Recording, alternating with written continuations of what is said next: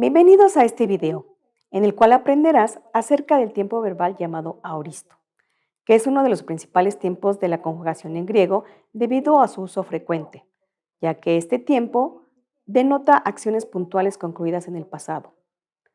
Corresponde en español al pasado simple, por ejemplo, amé. Debes poner mucha atención en los elementos que integran la formación de este tiempo, así como los cambios que sufren los verbos cuando se conjugan en aoristo. El tiempo de aoristo denota acciones puntuales concluidas en el pasado. La traducción de este tiempo corresponde al pasado simple. Tenemos el ejemplo del verbo elsa, que significa desaté. Formación del aoristo.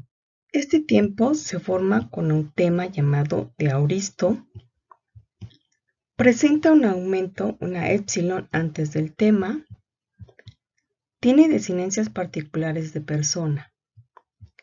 Y presenta cambios fonéticos como los sustantivos de tercera declinación. Tema de aoristo.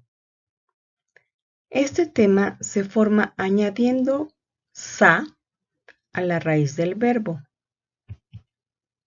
Por ejemplo, el verbo lio, la raíz es lu, más sa, que sería el tema de aoristo,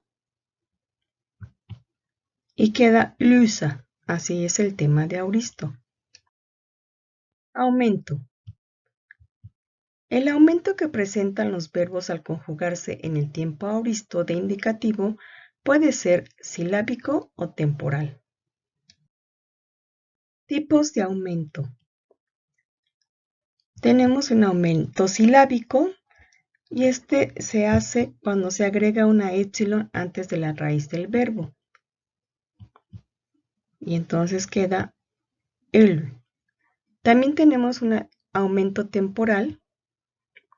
Este se forma al agregar la épsilon a un verbo que empieza por vocal y ésta sufre un alargamiento. Por ejemplo, épsilon más alfa da eta, épsilon más épsilon da eta y épsilon más omicron da omega. Desinencias. Las desinencias particulares para este tiempo son una sigma en la segunda persona del singular, men en la primera del plural, te para la segunda del plural y una ni para la tercera del plural. El verbo lío en aoristo de indicativo. Para conjugar este tiempo agregamos al tema del verbo el aumento y las desinencias personales. La conjugación queda de esta manera.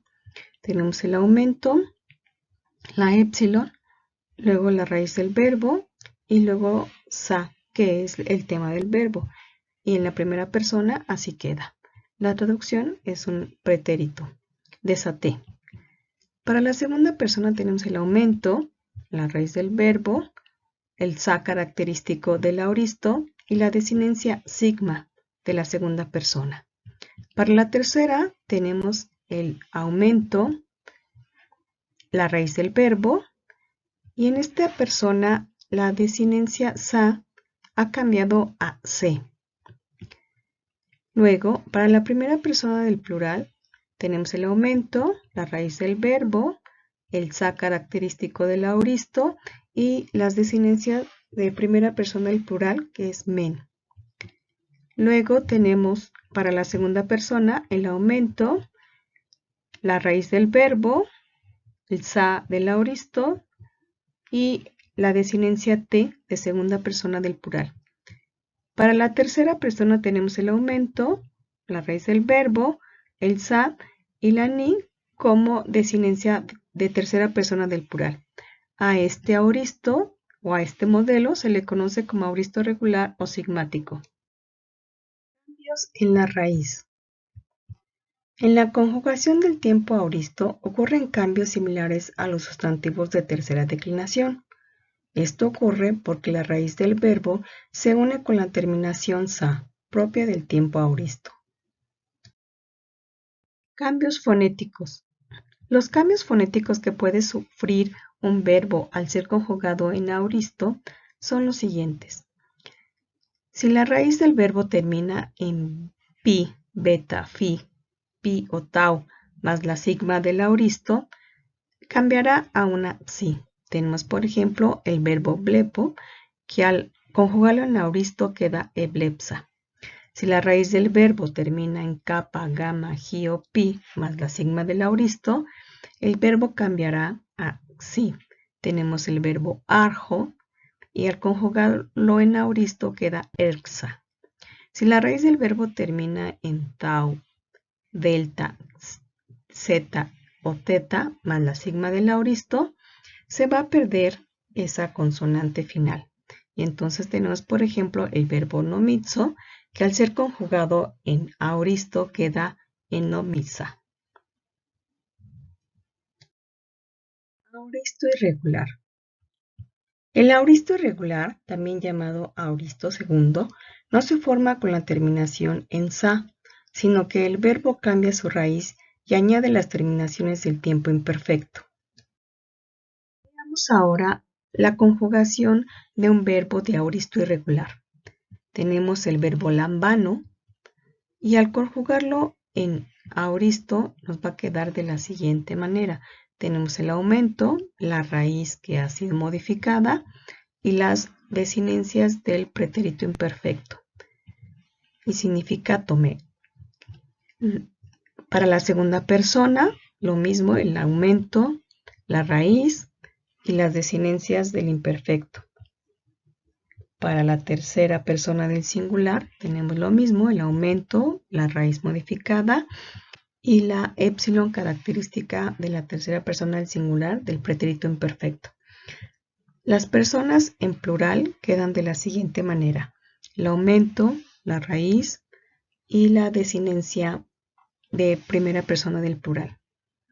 Luego tenemos para la segunda el aumento, la raíz y la desinencia. Y por último, la tercera persona, el aumento, la raíz y la desinencia de tercera persona del plural. Tenemos algunos verbos frecuentes con auristo irregular.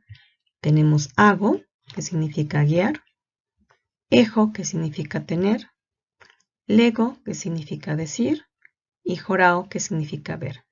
Los auristos correspondientes son egagon, esjon, eipon y eidon.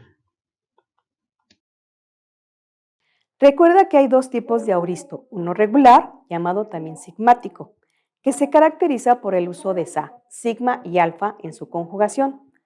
Tampoco olvides que este tipo de auristo en algunos verbos, cuando se une la raíz del verbo con la sigma, tiene cambios fonéticos como los que ocurren en los sustantivos de la tercera declinación.